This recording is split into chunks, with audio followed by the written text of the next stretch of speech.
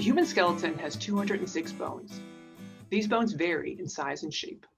They are varied not because the cells that produce those bones are different, but rather because the bone-forming cells receive different instructions, whether they are to make a large leg bone like a femur or one of the intricate smaller bones found in our wrists. My lab is interested in understanding the instructions received by the cells of the skeleton that dictate bone size and shape. We use the regenerating zebrafish fin as a model system to address this question. The tail fin is shown here, stained with a dye that binds to the calcified bone matrix, so it's easy to identify the bony fin rays of the fin. Each fin ray is made of bony segments, and each segment is flanked by joints.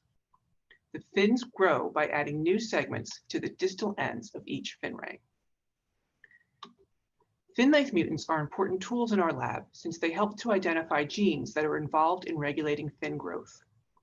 The recessive short fin mutant has short fins due to defects in cell proliferation and in segment length.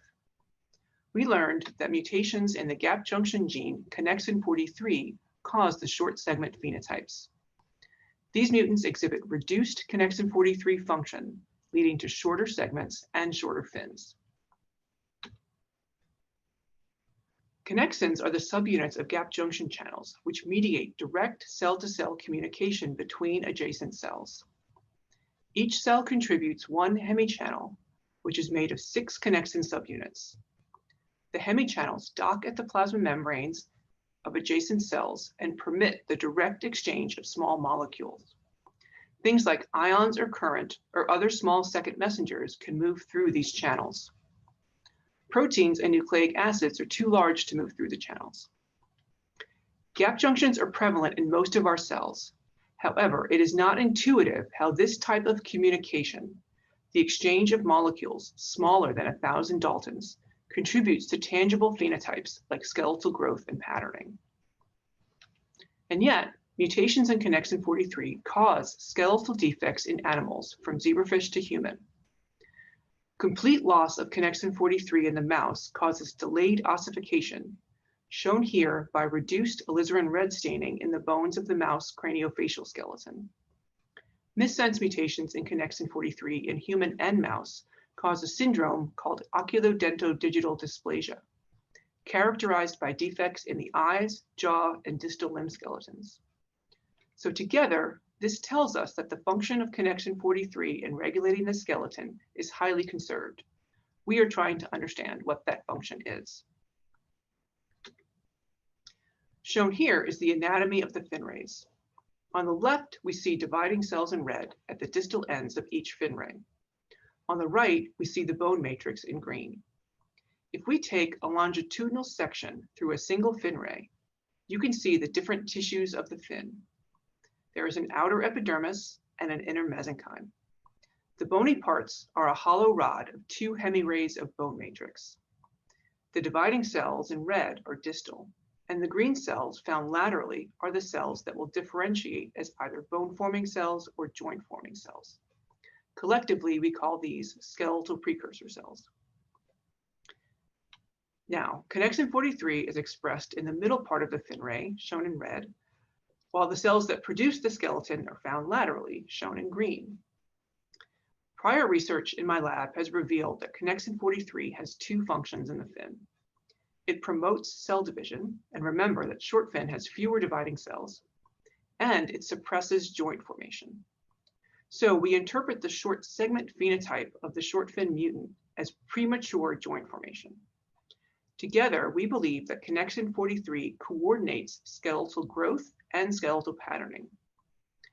Lately, my lab has focused on how connexin 43 may regulate joint formation.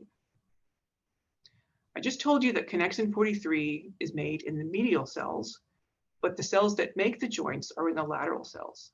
So, how does connexin 43 suppress joint formation? We believe that connexin 43 is regulating a cell fate decision in the skeletal precursor cells. Remember, the skeletal precursor cells are found laterally, and these cells would differentiate as either bone-forming cells or joint-forming cells. We think that the nearby connexin 43 positive cells provide the instructions. When connexin 43 is relatively higher, the bone-forming cell fate is favored. When connexin 43 is relatively lower, the joint-forming cell fate is favored.